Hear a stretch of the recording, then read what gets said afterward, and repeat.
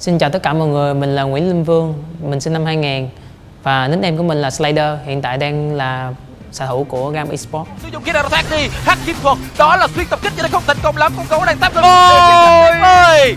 Một bên cũng có phụ nữ đồng đội rất yêu, kéo rất là hay, đẩy một thành viên về, KT đang sẵn sàng để chiếm điểm lượng nhưng không thành công khi ra về W, còn Pudding vẫn đang bắn, đang liên vậy đâu. Ra Slader cũng các bạn đang sang thủ 19, kỹ năng trội đang bắn liên tục được Pudding, Slader đang siêu cover kỹ năng có được mà. Beta kill, beta kill, siêu cho Slader.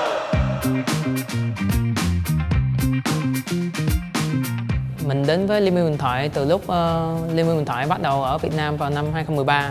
Lúc đó mình chơi net thì mình được các bạn ở hàng xóm chơi game chung á, thì lúc đó thấy game mới, thấy chơi cũng hay cho nên là mình chơi game đó, chơi Liên minh tới bây giờ luôn. Và đội tuyển thi đấu đầu tiên của mình là eHub United. Và lúc đó thì mình cũng có chung đồng đội với lại Kia cũng như là Artifact, những bạn mà hiện tại cũng vẫn còn đang thi đấu.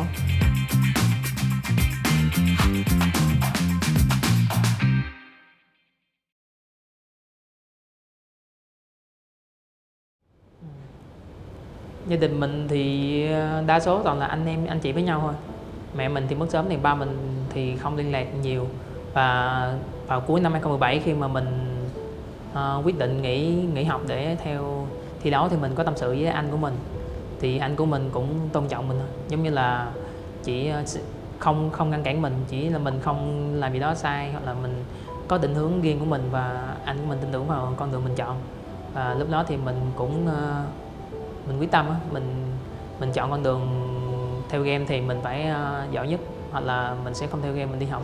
Tại vì mình học thì cũng không quá tệ, thành tích cũng tốt, cho nên mình chỉ nghĩ là mình làm bất cứ chuyện gì thì mình cũng phải giỏi nhất, cho nên là mình rất là nói chung là mình rất là vui khi con đường mình chọn nó mang đến thành quả. Mình cũng đến hiện tại thì cũng gọi là tạm thành công và mình rất là vui vì điều đó.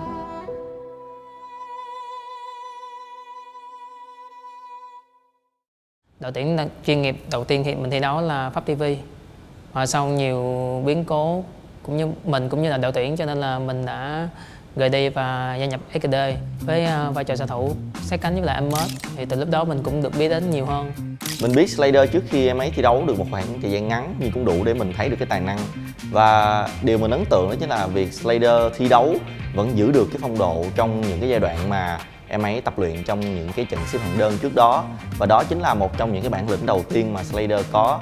Và trong quá trình thi đấu á, thì mình còn biết được là Slader ngoài cái việc là làm tròn được cái vai trò của mình, em ấy còn giúp đỡ cho những người đồng đội xung quanh, cho nên mình nghĩ đó là cái ấn tượng mạnh mẽ nhất mà mình có được ở Slader. Thì là do SKD, bởi vì họ đã rút ra hết rồi. Pha đó sau khi đối phương lao vào FFQ không reset giao tranh được bởi vì chân dây chưa có. Hắn tử thành công bay thẳng vào và đó là trăng trối ba người. Một điểm hạ gục nhưng Celeb, hãy nhìn Celeb đầy máu, Celeb bị bắn bởi Slader bắn rất tốt, Celeb bị bắn rồi và Celeb nằm xuống. Artifact là người cùng, Beta kill chân, đó là Beta ôi không. Ở mùa giải 2019 khi mà SKD chuyển sang Team Flash thì đội của mình đã đầu tư khá là nhiều, mình nghĩ là khá là nhiều, và mang về những tuyển thủ tốt của giải VCS, nhưng mà kết quả thì không được như mong đợi cho lắm. Bây giờ thì là triple kill dành cho Celeb.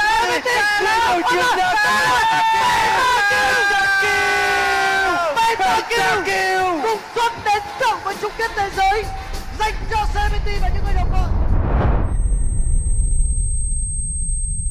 Thì lúc đó mình cũng hơi bối rối, tại vì mình đến với SKD cũng như Team Flash là vì Amos, và sau đó thì Amos đi thì mình cũng khá đắn đo, mình cũng có lựa chọn là mình sẽ rời đi hay mình ở lại. Và sau vài tháng suy nghĩ thì mình quyết định chọn ở lại Flash, và bọn mình đã cố gắng cùng nhau ở một đội hình mới khi bổ sung KT vô thay thế vị trí Amos.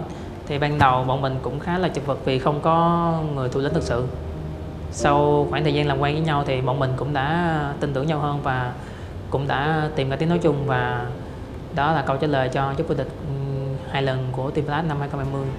Nhưng họ không thể làm được gì cả bởi vì Flash là nhà vô địch VCS. Lúc đó cảm xúc của mình cũng như là cả đội nó bị bùng phát ra, kiểu nó vui quá, và lúc đó mọi người đều nghĩ là mọi người sẽ đến với FSI và sẽ thể hiện tốt ở đó, tại vì lúc đó đồng đội mình thì cũng có lòng tin với nhau. Nhưng mà Sau khi vô địch thì nghe tin là MSI do dịch Covid cho nên là hoãn không tổ chức. Thì lúc đó bản thân mình nó giống như là cảm giác 2019 ùa về, nhưng mà nó nặng hơn là vì 2019 vì mình thua cho nên mình không được đi. Còn năm 2020 tuy mình vô địch nhưng mà mình vẫn không đi được, thì đó cảm xúc nó bị nặng nề hơn. Chắc chuyện gì nó cũng có số cho nên là mình cứ cố gắng thôi, và mình nghĩ là mình đã không bỏ cuộc. Khi mà ngày đầu tiên mình được tham gia Flash thì trận chen đầu tiên nhất là ấn tượng của hai đứa là tụi mình tấn công boss đối phương tầm level 2, level 3 thôi mà tụi mình đã đánh ở giữa ngay trụ 2 rồi. Đó là điều mình ấn tượng nhất khi mà mình tham gia Flash và thi đấu cùng đơn. Khi bước đến mùa hè thì bọn mình cũng đã có sự thay đổi, đó là Ballet và Naul. Thì đó cũng như là sự bổ sung chắc chắn để cho tụi mình giữ vững ngôi vương ở mùa xuân. Triple kill dành cho Slider, cùng với đó là bàn thắng thứ 5, xin lỗi các bạn, bàn thắng thứ 3 dành cho Flash ở trong ván đấu thứ 5 này. Lúc mà nghe tin thì cũng hơi buồn, nhưng mà mình chỉ nghe tin trước trận chung kết 2 ngày thôi, cho nên là mình cũng phải sắp lại tinh thần để cho trận chung kết thi đấu thật tốt. Và mặc dù vô địch nhưng mà nó không được đi quốc tế thì cảm xúc nó cũng không trọn vẹn cho lắm. Tụi mình lúc đó là cứ hỏi phía công ty của Flash là tụi mình có thể làm cách nào đó để cho tụi em được đi được không. Tại vì ở giai đoạn hiện tại tụi em đang rất là đồng điệu với nhau về cách chơi và cũng như là giao tiếp. Tụi em nghĩ là tụi em kỳ này có thể mang lại cái thành tích tốt cho đội tuyển Việt Nam khi mà tham gia chung kết thế giới kỳ này, nhưng mà cuối cùng thì vẫn không làm được gì hết. Thì tất cả tụi em đều rất là thất vọng ngay lúc đó. Nhưng mà mình nghĩ là giai đoạn đó là một giai đoạn mà chúng ta có phải chấp nhận thôi, do nó là tình hình chung mà. Và mình cũng có nói chuyện với lại Slayer về câu chuyện là mặc dù là đôi lúc chúng ta gặp những điều không hay như vậy, nhưng mà chỉ cần chúng ta cố gắng thì chúng ta sẽ có được một kết quả tốt đẹp. Bởi vì mình nhớ là những cái câu đầu tiên mà mình dạy Slayer khi mà Slayer về với đội của mình đó là mình không tin là một người chăm chỉ và cố gắng mà sẽ thất bại.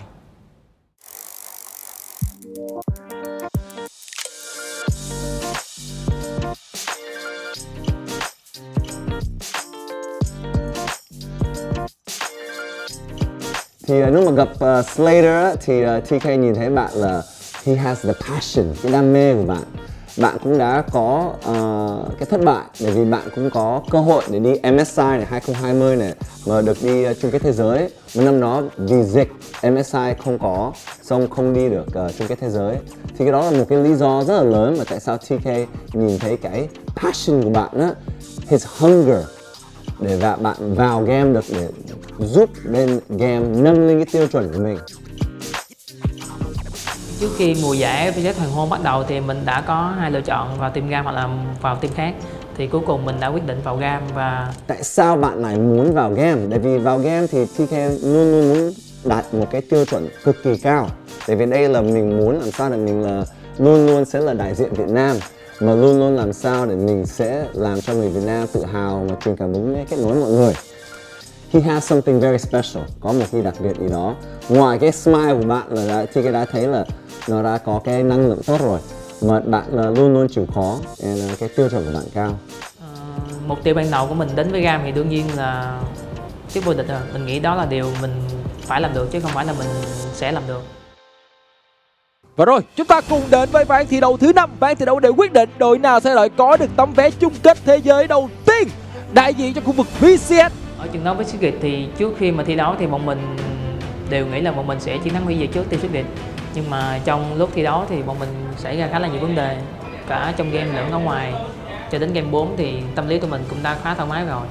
Ở tình huống quyết định game 4 thì mình cũng đã có một pha cân 3 cân 4 vậy nên mình không nhớ, nhưng mà tung lên nó sẽ phải là tuyệt vời. Họ đang tràn lên cái trong W đã trúng rất lâu về, rất tuyệt vời đến từ bên phía của Slayer. Nhưng Slayer sẽ làm được gì? Hero đang di chuyển tới một cái sante rất là lỗi, tập kích một tấn công rút của Slayer. Nhưng Slayer đã không mình cũng lúc mà team mình chết hết thì mình cũng có hơi lo.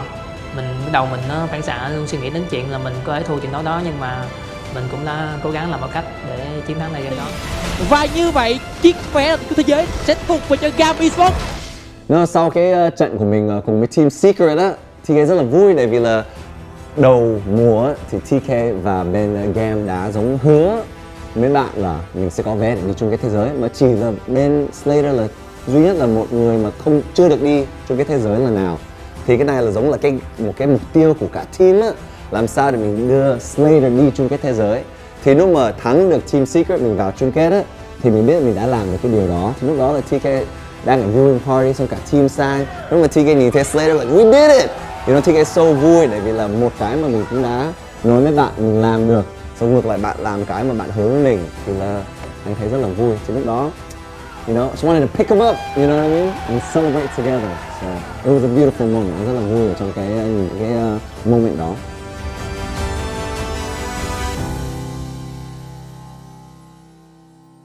Mục tiêu sâu nhất của tụi mình, không phải mục tiêu sâu nhất mà là mục tiêu mình đề ra cùng với GAM, đó là tiến vào vòng bảng của chung kết thế giới lần này. Và ở vòng play-in này bọn mình nghĩ là bọn mình sẽ không gặp quá là nhiều vấn đề, khi mà nếu mà tuyển thủ mình có tâm lý tốt thì mình nghĩ là GAM sẽ chiến thắng trước mọi đối thủ ở play-in.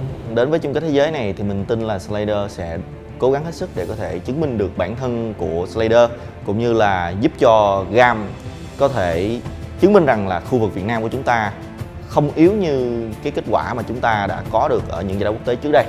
Và hơn thế nữa, em ấy cũng sẽ muốn thể hiện bản thân mình để có thể có được những cái cơ hội xuất ngoại, những cái nhìn tốt hơn từ những đội tuyển quốc tế chẳng hạn.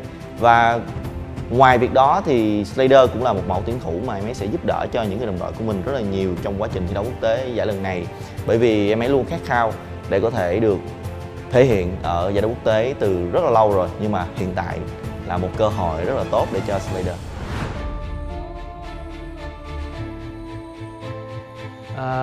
Cái điều mà em mong muốn gỡ đến ở chung kết thế giới kỳ này ở 2023 thì là phải luôn luôn bình tĩnh, hiểu được cái đầu lạnh của mình để mà thể hiện được những cái mục tiêu và ước mơ của mình để có thể có cơ hội mà đạt được nó. Mình hy vọng là các bạn khi ra đấu trường quốc tế hãy cố gắng giữ gìn sức khỏe thật tốt và thể hiện tốt nhất có thể. Mình tin rằng là cho dù các bạn có thi đấu tốt hay là kết quả có không tốt đi chăng nữa thì người hâm mộ Việt Nam vẫn sẽ ủng hộ các bạn hết mình, chỉ cần các bạn cố gắng hết sức. Chúng tôi sẽ không bao giờ quay lưng với các bạn và hãy cố gắng lên để có thể chứng minh được rằng là cái kết quả của những kỳ thi đấu quốc tế trước là chưa phải thực lực tốt nhất của Liên minh Huyền thoại Việt Nam của chúng ta. Slater, cái cơ hội của em bây giờ tới rồi. Để cái cơ hội của em để ra chung kết thế giới ấy, để em cho mọi người biết em là ai và cho mọi người biết là GAM là ai luôn. Anh rất là vui để nhìn thấy em ở trong đội tuyển của mình và làm sao để mình sẽ là team và làm cho Việt Nam tự hào. Thì anh chỉ muốn say good luck bro. Let's make it happen. You know what time it is? It's our time. It's GAM time. And cho tất cả mọi người mà đang theo dõi VCS mà GAM và Team Wales á, anh cũng muốn cảm ơn. Anh cũng muốn nói là cái cơ hội để đi chung kết thế giới năm nay mà một cái cơ hội rất là lớn. Tại vì là ở đây là TK luôn luôn muốn mọi người rise as one. Mình phải cùng nhau làm sao để mình thể hiện không phải là chỉ cho bản thân mình mà cho team của mình, Team Wales hay là GAM, và cho cái khu vực VCS của mình để mọi người biết Việt Nam và biết VCS và làm sao để mình sẽ vào top 12 được, xong làm sao để maybe mình sẽ vào top 8 and let's see what happens. So mọi người nhớ support team and anh cũng muốn cảm ơn mọi người and we'll see you guys in Korea. Cảm ơn mọi người đã ủng hộ mình cũng như là GAM suốt khoảng thời gian vừa qua và mong là mọi người vẫn đồng hành cùng mình cũng như là GAM ở hành trình chung kết thế giới sắp tới. Và mục tiêu của mình cũng như là GAM sẽ đề ra là được vào vòng trong của chung kết thế giới. Thì mình mong là các bạn sẽ ủng hộ tụi mình và hoàn thành được cái mục tiêu đó. Cảm ơn mọi người.